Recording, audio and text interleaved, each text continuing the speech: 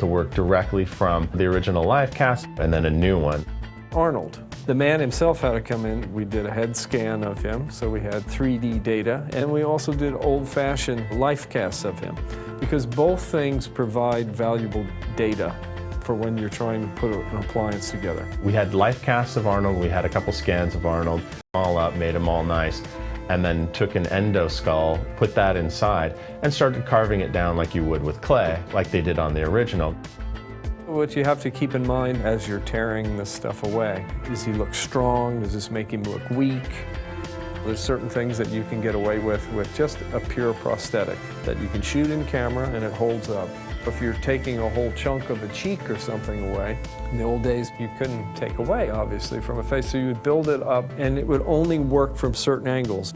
Nowadays, what's beautiful working in conjunction with CG, doing hybrid makeups, you could give the leading edge of where it's going to be torn and then paint the whole body that we had made back on T3. We had a body scan of Arnold, so I have all the arm lengths, wrist lengths, shoulder lengths, and everything.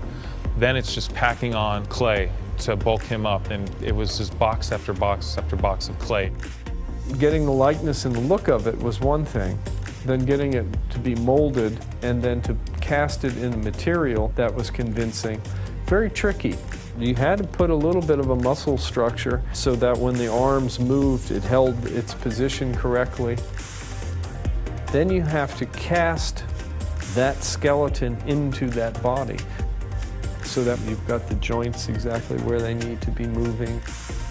And then it becomes a process of paintwork on it. After we cast the body, I took it and I cut off the nose and we cut out parts of his skull and face and exposed different things. To put the hair on it, that got replicated by one hair at a time being punched into the silicone to achieve, I think, a highly realistic replica. The T800 endoskeleton, there was many incarnations we made for the film.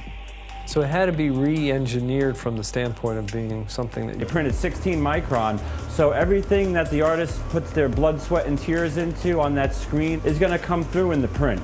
Once those parts are grown, they need to get cleaned up.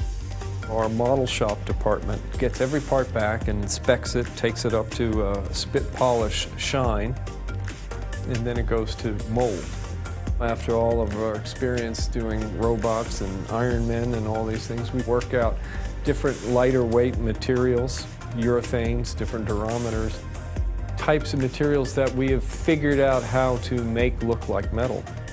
Real chrome is really hard to photograph. Our painted solution looks like real metal in camera, but it's a little fat.